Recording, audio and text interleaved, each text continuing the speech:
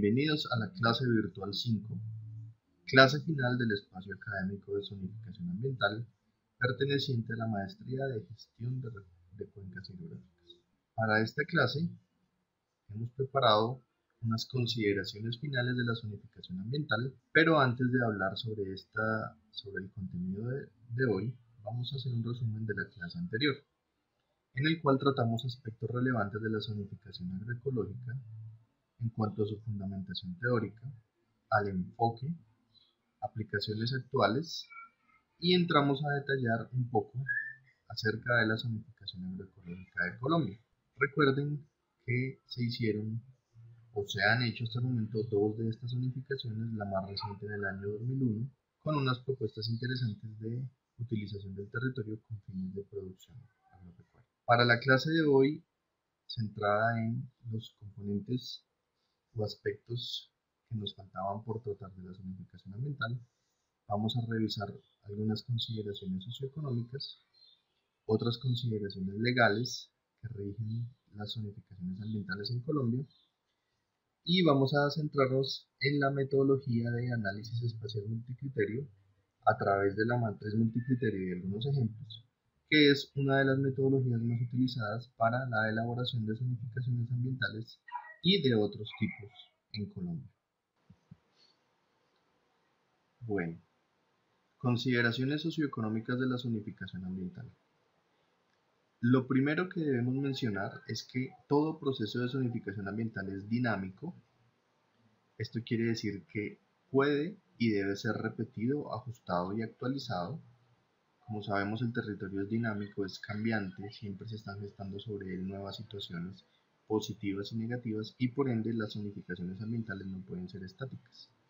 Deben estar cambiando con el territorio, deben estarse actualizando y generando nuevas propuestas que impidan que el uso del territorio y el beneficio que éste debe representar a sus comunidades de forma sostenible sea limitado o afectado. Asimismo, la zonificación ambiental es interdisciplinaria y así como actualmente se consideran algunos factores para desarrollarla, puede hacer que a futuro surjan nuevos retos, nuevas situaciones en el planeta o en las regiones que impongan nuevas necesidades a los procesos de zonificación ambiental. Ya en su momento fue el tema de la gestión del riesgo, que no era un componente esencial o que fuera considerado como un requerimiento fundamental para la elaboración de zonificaciones. Y a raíz de los eventos de 2010-2011 con la niña y la ola invernal, la gestión del riesgo empezó a cobrar un papel fundamental y por ende fue considerada como un elemento de rigor en la elaboración de la zonificación ambiental. A futuro podríamos esperar la aparición de nuevas situaciones similares al tema de gestión del riesgo, ya que tenemos amenazas por cambio climático, de pronto por conflictos bélicos u otras situaciones que puedan traer retos y dificultades sobre el uso adecuado que podamos dar a nuestro territorio. O el tema de las migraciones de personas desde, como está sucediendo ahorita desde Venezuela. Todo este tipo de cosas hacen que los procesos sean dinámicos e interdisciplinarios y que las zonificaciones ambientales requieran ser ajustadas y actualizadas. Y el tercer componente es el participativo, que considera de vital importancia las demandas y aspiraciones de la población. Entonces hay que tener en cuenta que siempre que se quiera trabajar un proceso de zonificación ambiental, sea su ajuste, actualización o creación desde cero, la participación comunitaria es fundamental. Ahora, podemos decir que una zonificación es un sistema que regula el tipo y la intensidad del desarrollo del uso de la tierra dentro de una comunidad.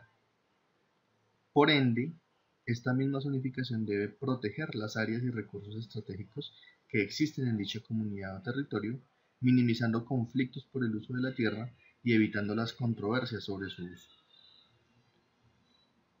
Es por esto que un sistema de zonificación debe permitir que la comunidad pueda ajustar su crecimiento a través de un conjunto de metas y políticas que sean creadas dentro de la misma comunidad de allí que sea participativa y que refleje sus intereses actuales y futuros, como lo puede ser, por ejemplo, preservar el ambiente, delimitar y desarrollar áreas agrícolas o industriales, o, por qué no, evitar que la minería destruya el sustento futuro y la disponibilidad de recursos como el hídrico.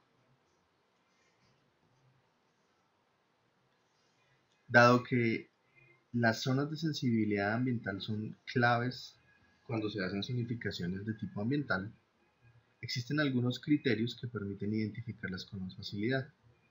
Por lo general, se deben localizar las zonas en donde el uso del suelo pueda generar conflictos de uso,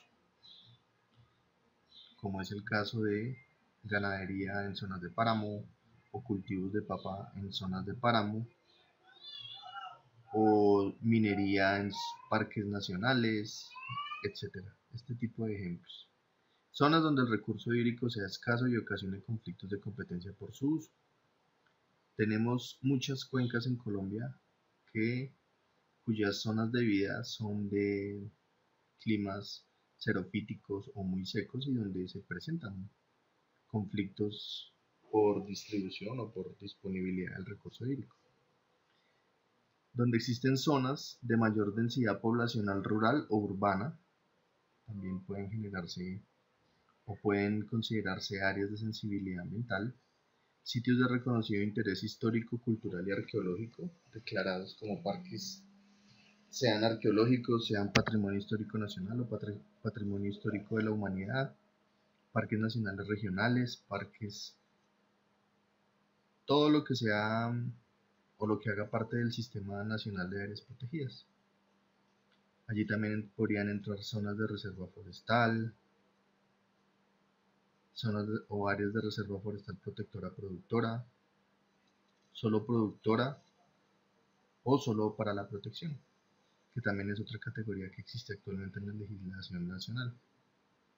Hay otras áreas que son de especial sensibilidad por razones étnicas o de propiedad colectiva de la tierra, donde están las reservas indígenas, los resguardos y territorios comunitarios, también donde se piensan adelantar proyectos de desarrollo nacional y regional, y las áreas de expansión urbana.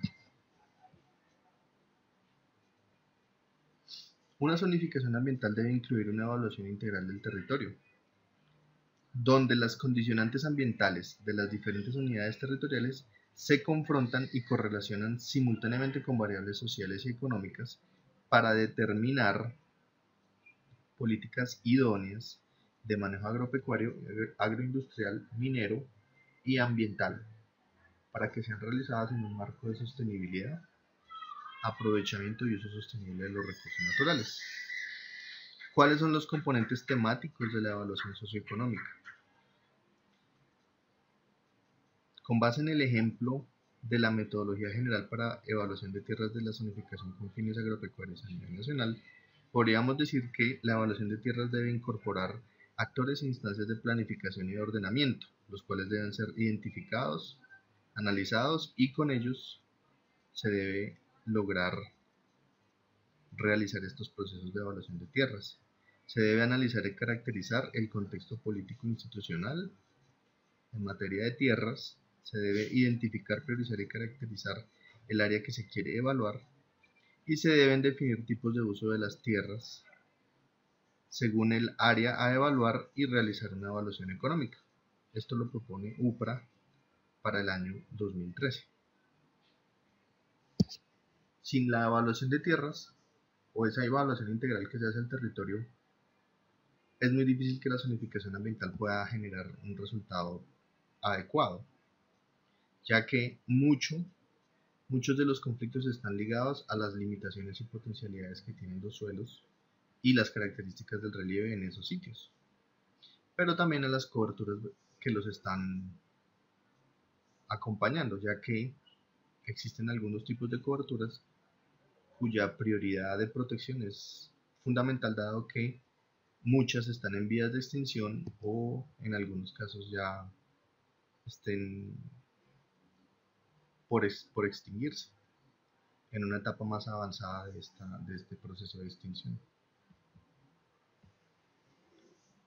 En cuanto a consideraciones legales, aquí podemos mencionar bastante o existe bastante referente legal, ya que desde muy temprano, en el artículo 79 de la Constitución Política de Colombia, se menciona que todas las personas tienen derecho a gozar de un medio ambiente sano.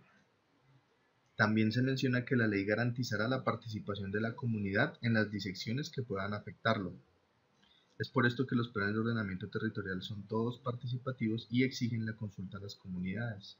Bueno, no solamente los planes de ordenamiento de cuencas o de ordenamiento territorial, sino muchos procesos y muchos planes que se adelantan en el territorio colombiano exigen esta consulta. El Estado debe proteger la diversidad e integridad del ambiente, conservar las áreas de especial importancia ecológica y fomentar la educación para el logro de estos fines. También está establecido en la Constitución Política. En el artículo 80 se menciona que el Estado planificará el manejo y aprovechamiento de recursos naturales para garantizar el desarrollo sostenible, su conservación, restauración o sustitución. Como pueden ver, este artículo también es muy claro en materia o en sustentar la viabilidad y la importancia de las zonificaciones ambientales. Ya en el 74, mucho antes de la vigente Constitución, el Código Nacional de los Recursos Naturales, Renovables y de Protección del Medio Ambiente, en su artículo 316 mencionaba sobre la ordenación de cuencas, haciendo alusión a la planificación del uso coordinado del suelo, de las aguas, de la flora y fauna. Y en el 317, artículo 317, mencionaba que para la estructuración del plan de ordenación y manejo de cuencas se deberá consultar a los usuarios de recursos de la misma y las entidades públicas y privadas que desarrollen actividades en la región. Las prioridades referentes a diversos usos y otorgamiento de permisos, concesiones y autorizaciones sobre un recurso serán señaladas según necesidades de orden ecológico, económico y social. Y el Código Nacional de los Recursos Naturales es una norma que, a pesar de su edad, sigue vigente y era muy integral en el tratamiento que hacía a los recursos naturales del país. Ya en el 93, a través de la Ley 99, el artículo 5 mencionaba que el Ministerio de Ambiente debía formular la Política Nacional de Medio Ambiente, establecer criterios de ordenamiento ambiental de uso del territorio. Allí entra todo lo que tiene que ver con PONCAS y zonificación ambiental. Expedirá y actualizará el Estatuto de Zonificación de Uso Adecuado para su ordenamiento y regulaciones nacionales, fijará pautas nacionales para el ordenamiento y manejo de cuencas y demás áreas de manejo especial. También muy clara la Ley 99 en este sentido. El artículo 10 de la Ley 388 del 97 mencionaba que los municipios y distritos deberán tener en cuenta las normas y directrices expedidas por las corporaciones o la autoridad ambiental de jurisdicción respectiva en la elaboración y adopción de planes de ordenamiento territorial, ya que estas normas fueron consideradas, y así se trabajó en esa época, como referentes o determinantes ambientales de superior jerarquía. ¿Qué quiere decir esto? Que los instrumentos de planificación ambiental del territorio deben estar todos alineados con base en una jerarquía. Y lo que aquí se quiere mencionar es que la planificación a nivel de cuencas tiene mayor jerarquía que la planificación a nivel municipal. Es decir, que si existe una directriz a nivel de cuenca de protección de un área específica que se comparte en un municipio o entre varios municipios, estos municipios deben estar alineados con esa directriz y no deben generar un ordenamiento diferente o unas propuestas de aprovechamiento de esos territorios diferentes a lo que se está reglamentando ya en el PONCA. Y por ende la zonificación ambiental de toda la cuenca debe ser adoptada, obviamente con mayor nivel de detalle, en los planes de ordenamiento territorial, porque si no se estaría violando este precepto de la jerarquía superior de las cuencas sobre otros ordenamientos o sobre otros instrumentos de planificación territorial ambiental. En marzo de 2010, el Ministerio del Medio Ambiente y Desarrollo Sostenible (MADS), mediante la Política Nacional para la Gestión Integral del Recurso Hídrico, estableció las siguientes escalas. Las cuencas que serían objeto de planificación estratégica serían 5 grandes cuencas de Colombia, que serían Magdalena, Cauca, Caribe, Orinoco, Amazonas y Pacífico. Ojo, esto es planificación estratégica, quiere decir con un nivel de detalle grueso. Luego se propusieron unas cuencas objeto de instrumentación y monitoreo a nivel nacional. Son 42 zonas hidrográficas definidas en el mapa de zonificación ambiental del IDEAM y cuyos fines son de aportar a temáticas como el monitoreo ambiental y la gestión del riesgo. También se definieron unas cuencas objeto de planificación y manejo, que son las cuencas de nivel igual o subsiguiente a las subzonas hidrográficas definidas en el mapa de zonificación hidrográfica del IDEAM, en las cuales se formularían e implementarían planes de ordenación y manejo de cuencas, muchos ya adelantados a esta fecha. Luego, cuencas y acuíferos objeto de plan de manejo ambiental, este ya con mucho mayor nivel de detalle y corresponden a las cuencas de orden inferior a dichas subzonas hidrográficas o a acuíferos prioritarios objeto de planes de manejo. Por ejemplo, cuando una cuenca que fue sometida a un plan de ordenación y manejo identificó un acuífero o un área de suma importancia que fuera candidata a desarrollar planes de manejo ambiental, entonces allí fue cuando se priorizaron y se realizaron estos planes específicos para el ordenamiento del recurso hídrico. El Plan Nacional de Desarrollo de 2010 a 2014 estableció que las cuencas hidrográficas serán el instrumento fundamental para avanzar en la planificación y ordenamiento ambiental del territorio. Y esto básicamente a que se reconoció a nivel nacional, y esto fue objeto de mucha discusión en varias reuniones, paneles organizados por ministerios, por corporaciones, que las cuencas son una delimitación natural mucho más idónea, ya que están establecidos por la misma naturaleza y no como ocurre por ejemplo con los límites municipales o veredales que son definidos por el hombre, sin un criterio ecosistémico o ecológico integral, como sí puede ser la misma delimitación que sobre una cuenca subyace. Entonces por eso se definió que la cuenca es la unidad de planificación por excelencia del territorio, por vincular todos estos procesos ecológicos y ecosistémicos y explicarlos de la mejor manera. Y en este mismo plan de desarrollo se definió a formular lineamientos estratégicos y determinantes ambientales para las cinco macrocuencas, B. Consolidar normas para ordenación de cuencas, C. Expedir un manual para la gestión integral del recurso hídrico y la guía para la formulación de PONCAS, y D. Formular planes de manejo de acuíferos estratégicos, es decir, lo que se estaba pidiendo previamente, pero estaba reglamentado y definiendo cómo se iba a hacer. Posteriormente, se agregó a todo este escenario la Política Nacional de Gestión del Riesgo de Desastres, que fue la Ley 1523 de 2012, en gran parte originada por los grandes estragos que causó la ola invernal 2010-2011, y donde el riesgo asociado al recurso hídrico constituye un componente fundamental de la Política Nacional de Gestión Integral del Recurso Hídrico, la cual debe incorporarse a un componente de gestión del riesgo dentro del proceso de ordenación y manejo de cuencas hidrográficas. Inicialmente este componente no fue muy tenido en cuenta en los primeros PONCAS, pero luego a raíz de esta ley y como les digo, de lo que ocurrió en 2010-2011, este componente pasó a ser fundamental y se incorporó en los ordenamientos posteriores y actualmente sigue siendo un eje articulador y transversal de todo proceso de planificación del territorio, ya que como sabemos Colombia es un país sometido a un sinnúmero de riesgos, no solamente por el lado climático, sino también por otros factores asociados a movimientos en masa, riesgos, movimientos telúricos, incendios forestales, etcétera, etcétera.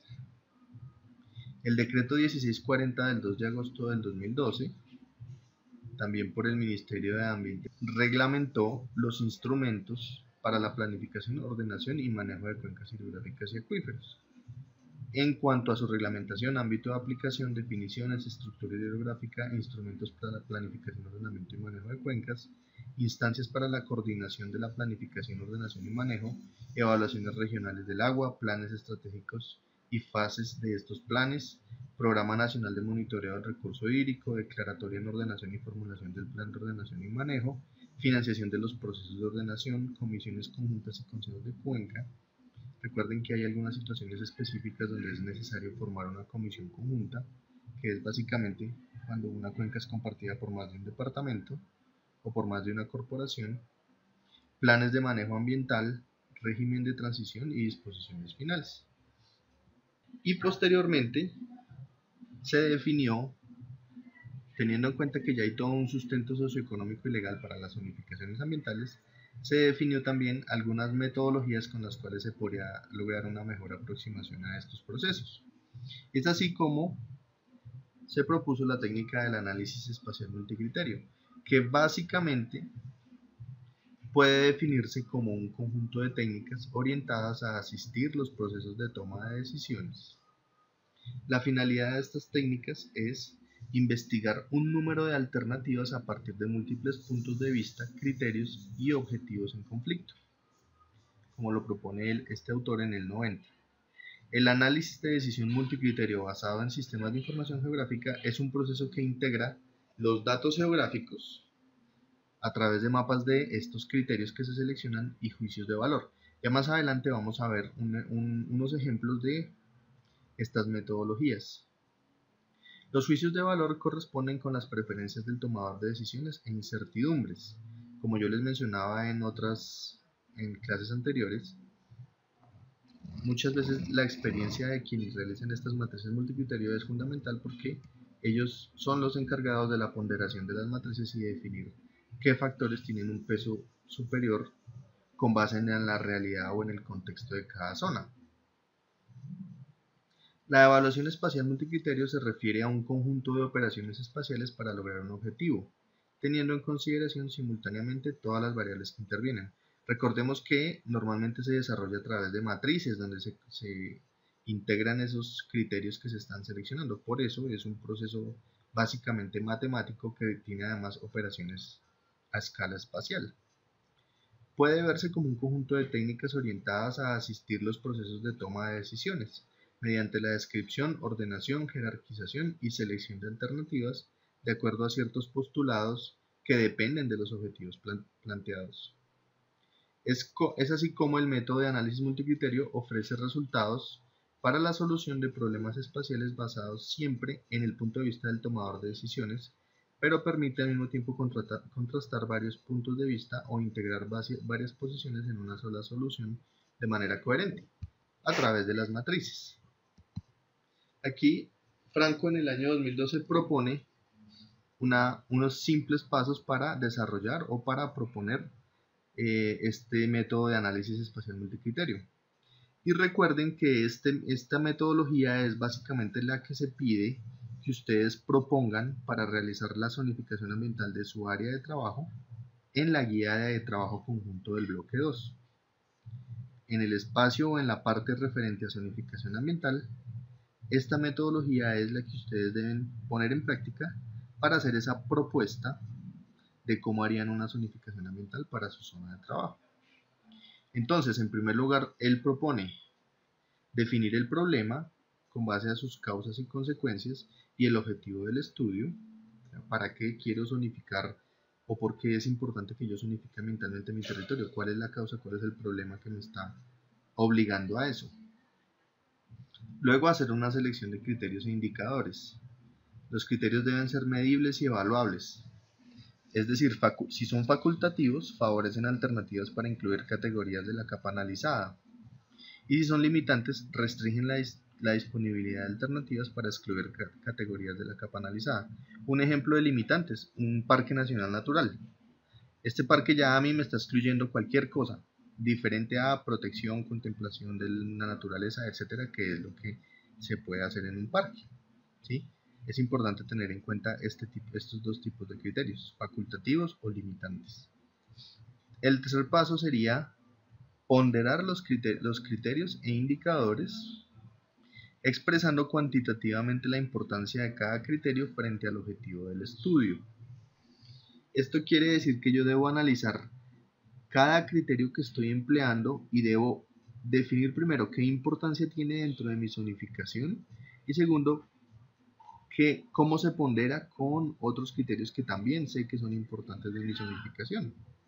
Y esta ponderación lo puedo hacer como el grupo, como a nivel de grupo de criterios o para un criterio en específico. Esto ya es decisión de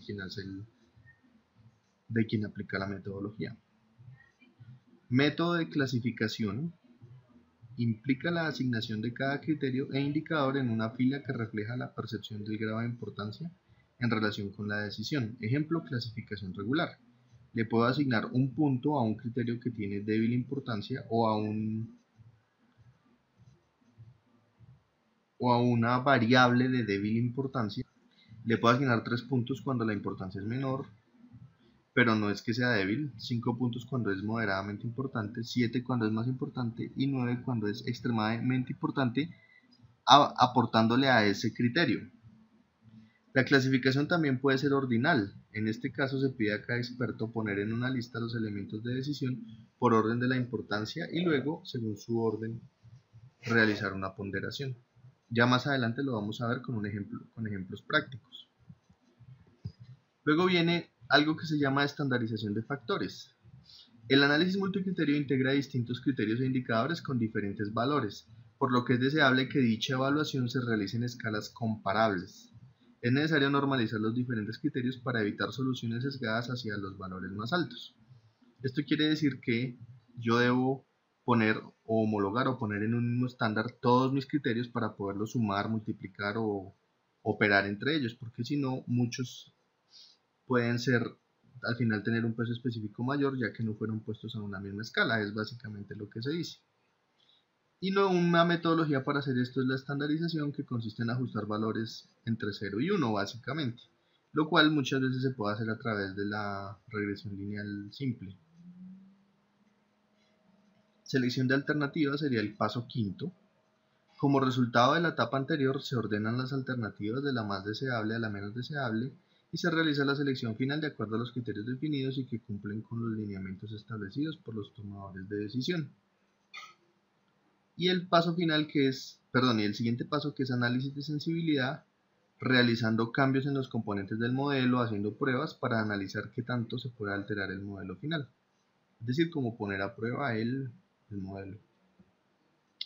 Y aquí tenemos un ejemplo de matriz multicriterio, el cual se aplicó para la zonificación de áreas susceptibles a heladas. ¿Sí? Es un ejemplo dentro de tantos que sirve para explicar cómo funciona este modelo. Entonces, en cuanto a la definición del problema, vemos que el problema es zonificar la susceptibilidad a que se presenten heladas en una región tropical determinada. ¿Cuáles son las causas que sustentan esta necesidad? En regiones tropicales las heladas, que son básicamente descensos de temperatura del aire por debajo de los 0 grados, dependen, entre otros factores, de la elevación, es decir, altura sobre el nivel del mar, que entre mayor sea, pues aumenta la susceptibilidad a la presencia de heladas, así como la pendiente del terreno, donde la altura sobre el nivel del mar es fuerte o es alta, y adicionalmente las pendientes son bajas o tienden a generar depresiones. En esos puntos también aumenta la probabilidad de heladas. Por ende, a menor pendiente se asume que hay una mayor probabilidad de heladas. Entonces, para este corto ejemplo se seleccionaron dos criterios. Influyen muchos más en la formación de heladas, obviamente, pero vamos a trabajar con estos dos para ejemplificar la metodología. Entonces los criterios serían altitud sobre el nivel del mar y pendiente, entendida como el porcentaje de inclinación del terreno o los grados en que está inclinado el terreno. Ambos criterios son fácilmente obtenibles a través de un modelo digital de elevación del territorio. Entonces ahora viene la etapa 3, que es ponderar estos criterios e indicadores, los cuales para unirlos o ponderarlos podemos consultar a una base experta, un meteorólogo, a un climatólogo experto en heladas y en afectaciones de estas a cultivos, en su pronóstico y en definir cuándo son posibles, en qué temporadas del año y en cuáles no, o sencillamente puedo basarme en literatura, leer un poco y ajustar los criterios de acuerdo a los rangos que encuentre en mi búsqueda de literatura o en mi búsqueda por internet. En todo caso, siempre es deseable una combinación de ambas cosas. Una propuesta inicial con base en investigación de Internet, con investigación de fuentes secundarias, puede ser viable, pero debe ser refinada o afinada con el apoyo de conocimiento experto, de conocimiento local, y de otras experiencias que se puedan vincular al ejercicio. Y esto se debe hacer con todo tipo de zonificación ambiental o de otros tipos que se realicen. Siempre uno debe estar muy seguro de los criterios que está usando y sobre todo que estos criterios reconocen el contexto local de trabajo. Eso es fundamental. Entonces, ¿qué estoy presentando en estas dos tablas? Para todas las áreas contenidas entre 0 y 2300 metros sobre el nivel del mar, se puede decir que existe 0 o ningún grado de susceptibilidad, es decir, no se van a presentar heladas por debajo de esta cota. Eso es sabido por conocimiento experto. Ahora, con cambio climático no sabemos a futuro, pero no por el momento actualmente es una cota válida para nuestro país. Cuando ya empiezan a subir de 2300 y hasta 2500 es una probabilidad baja o una susceptibilidad baja. Entre 2500 y 2700 es media. 2700 a 3000 ya se pone alta y mayor a 3000 es muy alta. Entonces aquí ya estoy categorizando a través de un método o de un indicador facultativo que a mayor altitud mayor grado de susceptibilidad. Y luego voy con la pendiente. Si es una pendiente mayor al 20% es básicamente nulo mi probabilidad de que ocurran heladas. Básicamente porque en esta pendiente el aire no se emposa, el aire frío continúa ascendiendo y no va a generar heladas a pesar de que esté a una gran altura por básicamente transporte de masas de aire. Cuando la pendiente ya está entre 15 y 20, pues empieza a haber cierto grado de susceptibilidad, aunque sigue siendo bajo. Entre 10 y 15 es medio, 5 a 10 es alto. Y si es una pendiente casi en zonas planas, menor a 5, es muy alto porque aquí ya el viento, el aire frío no está circulando, sino que se está estancando y está trayendo todo su poder enfriador sobre una zona. Disminuye ese flujo de movimiento de masas de aire, lo que hace que la probabilidad de heladas aumente. Entonces aquí tendríamos un criterio limitante donde mayor pendiente, menor grado de susceptibilidad. Luego viene el proceso de estandarización. Recuerden que que nosotros podemos asumir una regla de decisión. En este caso vamos a definir que ningún grado de susceptibilidad va a ser 0 y que un alto grado de susceptibilidad va a ser 4. En este orden de ideas, cuando no hay ninguna susceptibilidad, 0, bajo va a tener un 1, medio va a tener un 2, alto va a tener un puntaje 3 y muy alto un puntaje 4. Y es así como selecciono las alternativas o las zonas finales. En la zona 1 voy a tener un grado de susceptibilidad bajo porque va a ser, en cuanto a altitud, susceptibilidad baja, y en cuanto a pendiente, susceptibilidad baja. Va a tener una ponderación promedio de 1, lo que me dice que en esa zona es muy poco probable que hayan heladas. En la zona 2 voy a tener por altitud una probabilidad muy alta, pero voy a tener una pendiente media, con una susceptibilidad media y una ponderación 3, que es una ponderación alta. Y luego puedo tener una zona 3 donde no tengo ningún riesgo por altitud, pero tal vez por pendiente me da igual una ponderación muy baja. Y en la zona 4, por ejemplo, donde todos los criterios son ceros y no tengo ninguna posibilidad de que ocurran heladas. Y yo debo jugar así con todas las alternativas potenciales que existen en mi territorio con base en mis matrices de ponderación que están acá. Y al final hago todos los cruces SIG. Esto lo tengo que llevar a información geográfica, como les digo, proveniente de un DEM, reclasificado, donde yo le digo que es 0, que es 1, que es 2, que es 3 y que es 4 acá en sumo. Luego opero matemáticamente, puede ser con sumatorias o con multiplicaciones, lo importante es yo saber qué estoy operando y qué resultado obtengo. Y al final voy a obtener un mapa que me da mi categoría de susceptibilidad en este caso a generación de heladas. Recuerden que se asume que ambos criterios tienen igual peso para determinar la susceptibilidad en este caso. En el caso de contar con información más detallada, podría aplicarse un peso diferente y aplicar otra ponderación. Por ejemplo, Yo podría decir que la altitud sobre el nivel del mar es más importante que la pendiente, ya que sí es fijo que donde estemos mayor a 3000 metros se dan heladas, pero donde tengamos una pendiente menor al 5% no siempre se dan heladas, porque puede ser una pendiente menor al 5% a 2000 metros. Entonces yo podría decir que mi criterio de altura sobre el nivel del mar vale 60% y el de pendiente vale 40%. Entonces, previamente al hacer esta ponderación aquí, yo tengo que previamente ponderar los criterios de mi factor de altura sobre el nivel del mar. Y luego, si al hacer la operación logro que tenga más peso en el resultado global, mi criterio de altitud. Este es uno de los ejemplos que les quería mostrar de cómo aplicar una matriz multicriterio, que igual se encuentran muchos en las búsquedas por internet. A continuación les voy a mostrar otro ejemplo. En este ejemplo les voy a presentar la metodología para zonificación de áreas de altitud forestal. En este caso en particular, y para el proceso de zonificación forestal, se identificaron requerimientos cartográficos y se estructuró una base de datos, pues obviamente geográfica, de cada capa a utilizar para que cumpliera con los objetivos propuestos. ¿Cuáles fueron los 5 requerimientos? Los primeros fueron físico-bióticos, de acuerdo a la aptitud ambiental,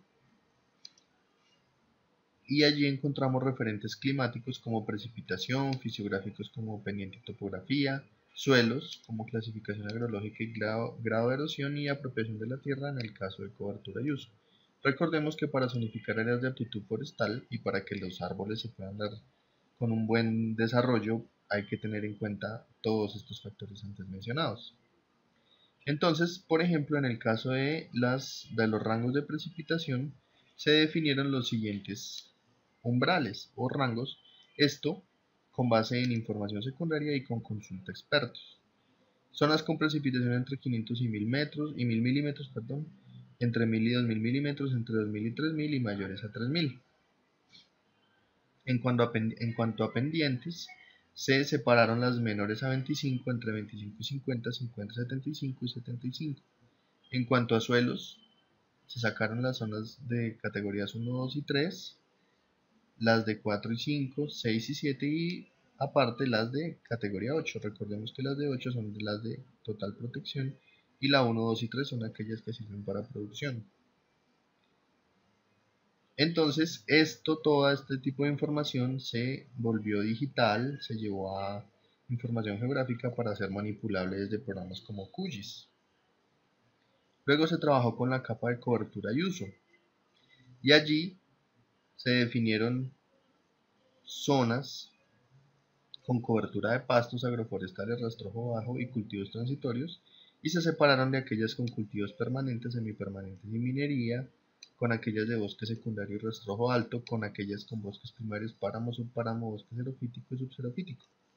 Si ustedes se fijan, todas las categorías se han ido trabajando buscando esa dualidad entre lo que sirve para protección y lo que sirve para producción.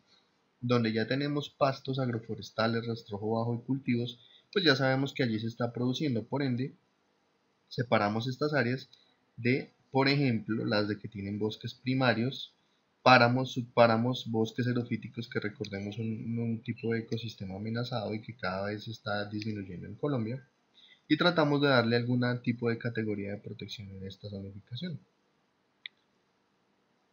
Lo mismo buscamos por grado de erosión. Zonas que no tuvieran erosión, pues son más susceptibles para la producción. Pero zonas donde hay erosión severa y muy severa, pues hay que tratar de darle una protección para tratar de restaurar o reconvertir esos suelos. Entonces aquí se sacaron las 4 categorías. Finalmente, cuando uno ya ha trabajado todos los factores que inciden en la zonificación que uno quiere hacer, se va a la etapa de ponderar factores. Y aquí lo que hicimos fue establecer las matrices de acuerdo a cada rango. Entonces, en el caso de la precipitación dijimos que precipitaciones entre 500 y 1000 milímetros tendrían una puntuación baja porque muchos árboles requieren más agua que la que este rango aporta para sus funciones o para su crecimiento. y también zonas donde cayeran más de 3.000 milímetros para muchos cultivos y para muchas especies forestales no es lo ideal. Por ende también le colocamos un puntaje menor. Pero todo lo que cayera entre 1.000 y 3.000 milímetros tendría un puntaje idóneo. Luego trabajamos pendientes. Los mayores puntajes se les dan a menores pendientes. ¿Por qué? Porque esto facilita las labores forestales. La maquinaria forestal, el trabajo, el aprovechamiento de los árboles se facilita en zonas entre más planas, mejor. Entonces por eso le dimos un mayor puntaje a este tipo de pendientes bajas. Lo mismo como les decía con las clases de suelos, mayor puntaje a las más productoras y menores puntajes a las más débiles o susceptibles a procesos como erosivos. Pero ojo, esto no quiere decir que es que a nosotros nos importe solamente la parte de producción, no, sino sencillamente que al darles bajos puntajes a todas las zonas para protección, entonces cuando al final obtengamos un resultado que sea bajo, esa zona ya sabemos que es para la protección, y cuando el resultado es muy alto sabemos que es un área que al obtener un alto puntaje sirve para la producción. Luego aquí tenemos los rangos considerados para cobertura y uso del suelo. Como les decía, pastos, cultivos, lo que ya está haciendo producción, entonces tiene un mayor puntaje. Y lo que es zonas con importancia ambiental, como los bosques primarios, los bosques xerofíticos, subxerofíticos, pajonales, páramos, etc., le dimos un puntaje bajo. Y en el caso de erosión, trabajamos el mismo criterio, solamente que la erosión severa y muy severa le dimos un puntaje 22 que de una vez excluye esa zona y le da un puntaje diferente que lo lleva a otra categoría. En este caso, si vemos más abajo, son zonas para la restauración, porque aquí hay que establecer alternativas o acciones directas de restauración, porque son zonas que no se van a recuperar solas. Entonces al final lo que hicimos fue, con base en todos los puntajes sumatorios y evaluando todas las opciones que teníamos, recordemos los pasos que sugiere Franco y que les mencioné en las diapositivas pasadas, al sumar todas las posibilidades de zonas que se podían cruzar unas con otras, obtuvimos unos rangos, y es así como un área que al final de cruzar todos estos ítems a nivel cartográfico obtenga entre 5 y 10 puntos, sabemos que es una zona para la protección, es decir, para el cuidado de la vegetación o para la siembra de especies forestales de carácter protector. Luego, entre 11 y 18 puntos tenemos las zonas para la protección-producción, es decir, zonas que deben tener un criterio de conservación, de protección, pero que pueden servir para la producción en bajos volúmenes y haciendo un muy buen proceso de selección de los árboles a aprovechar. No todos son aprovechables. Luego, una zona que tuviese entre 19 y 25 puntos son las mejores zonas del departamento y por ende pueden usarse para la producción y la extracción forestal. Y finalmente las zonas para la restauración, que son aquellas que cayeron con esta de erosión severa y muy severa, que tuvo un puntaje de 22 y las pone por encima de cualquier otra categoría anterior, y por ende sabemos que en ellas debemos restaurar. Y así hicimos el proceso de ordenación o de clasificación de áreas por vocación forestal. Acto seguido lo que hicimos fue convertir cada uno de estos insumos en una capa geográfica, por ejemplo la capa de precipitaciones, la capa de pendientes, la capa de clasificación agrológica, la capa de cobertura y uso del suelo y lo que hicimos, perdón, y la capa de erosión. Lo que hicimos luego fue hacer el cruce SIG. Recuerden que este cruce SIG se puede realizar tanto en formato vector como en formato raster. Los dos tienen ventajas y desventajas. En el formato vector puede ser más dispendioso, pero el resultado es una capa más que no se ciña al tamaño de un píxel o que no se ve cuadrada por la pixelación, pero en un raster se pueden hacer los procesos mucho más rápidos y después se pueden vectorizar. Entonces siempre pues muchas veces trabajando con este tipo de matrices y haciendo estos cruces en SIG es mejor trabajar con capas en formato raster. Posteriormente lo que nosotros hicimos fue, sobre las áreas que nos dieron para la producción, hicimos todavía un nivel de detalle mayor y decidimos definir con base en estos parámetros que están aquí en esta columna, si estas zonas tendrían o no tendrían restricciones. Y para eso nos metimos ya con parámetros muy detallados a nivel de suelos, relacionados con horizontes endurecidos, texturas de los suelos, consistencias, para definir en dónde la producción forestal iba a ser productora, pero iba a tener restricciones. Lo mismo lo hicimos con criterios climáticos y obtuvimos un nuevo rango sin restricciones, todas las áreas que tuvieran entre 50 y 60 puntos, y con restricciones menores las que tuvieran menores a 50 puntos. Y así fue como obtuvimos un resultado de la zonificación forestal. Al hacer todos los cruces indicados anteriormente, obtuvimos nuestras áreas de aptitud forestal para la producción, que representaron apenas el 18% del departamento, 391.000 hectáreas. Áreas para la aptitud forestal para la protección, el 66.000 hectáreas, el 3%.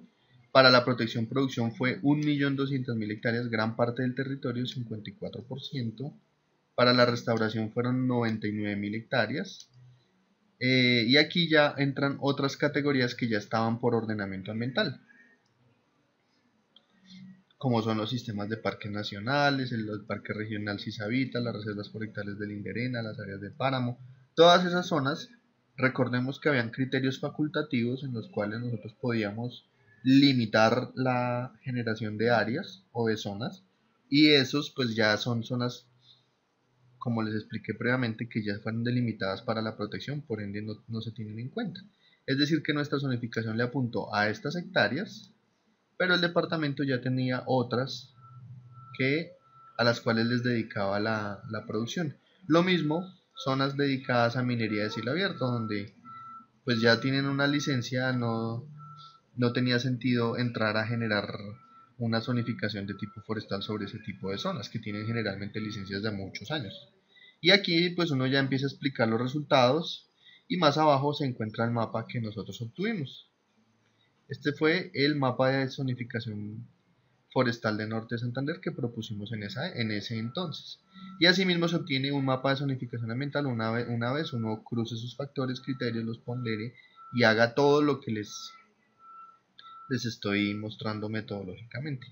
Entonces, para recordar un poco el tema de la actividad conjunta, la labor de ustedes es afinar estos criterios que están acá, todos estos criterios que ustedes van a proponer para hacer una zonificación de tipo ambiental para su zona de trabajo, y ustedes deben definir cómo la quieren puntuar, qué parámetros y qué puntajes quieren otorgar, cómo la van a estandarizar, cómo la van a homologar para que cada parámetro tenga un peso específico dentro de su zonificación, y finalmente deben hacer esta propuesta para entregar en la actividad conjunta. Eso es básicamente lo que se les está pidiendo, pero ojo, la propuesta debe incluir los criterios que se van a usar y la forma de ponderarlos.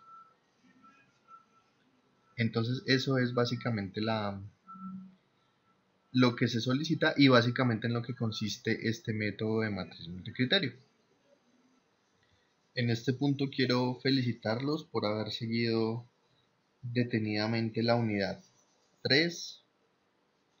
Recordemos los temas vistos en esta unidad fueron zonificación agroecológica, la que se generó para Colombia, que fueron dos mapas, uno del 85 y otro más reciente del 2001, aspectos legales y socioeconómicos de la zonificación ambiental y el modelo multicriterio de tipificación o de zonificación. En cuanto al glosario, algunos términos relevantes. El análisis multicriterio puede definirse como un conjunto de técnicas orientadas a asistir procesos de toma de decisiones.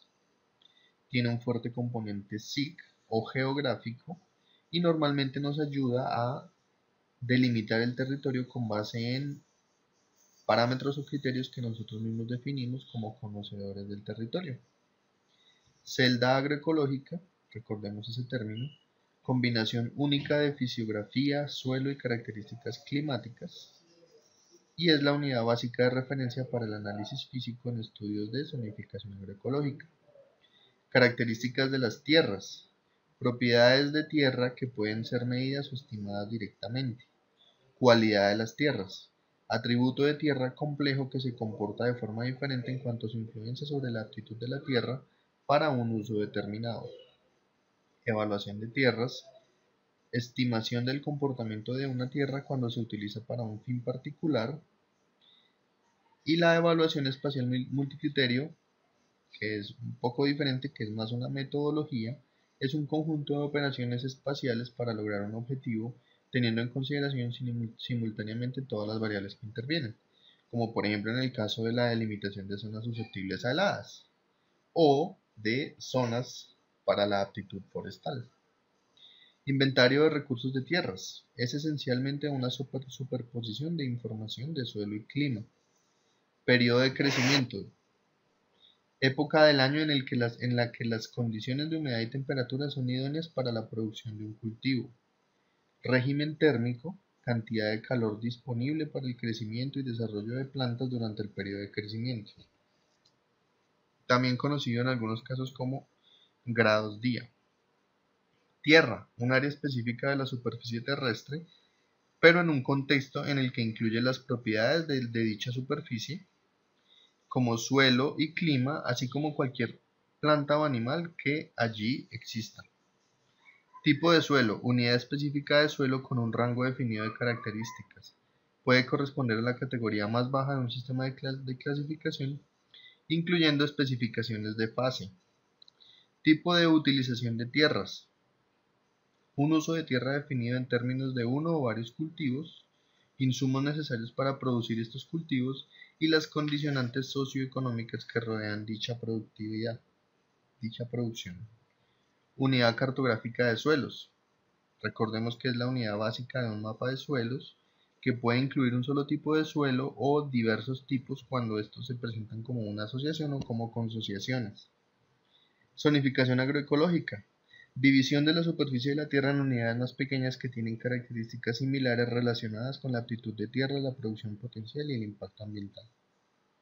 Zona agroecológica. Unidad cartográfica de recursos de tierras definida en términos de clima, fisiografía y suelos y cobertura de la tierra, que tiene un rango específico de limitaciones y potencialidades para el uso de las tierras. Las características deben ser similares en cuanto a aptitud de uso, potencial de producción e impacto ambiental.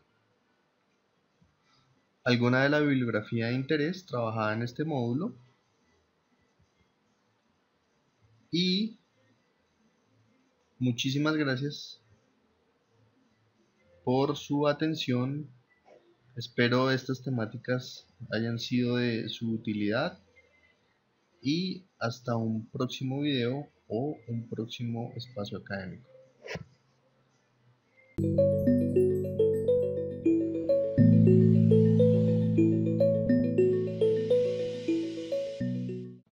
Institución de Educación Superior, sujeta a inspección y vigilancia por el Ministerio de Educación Nacional.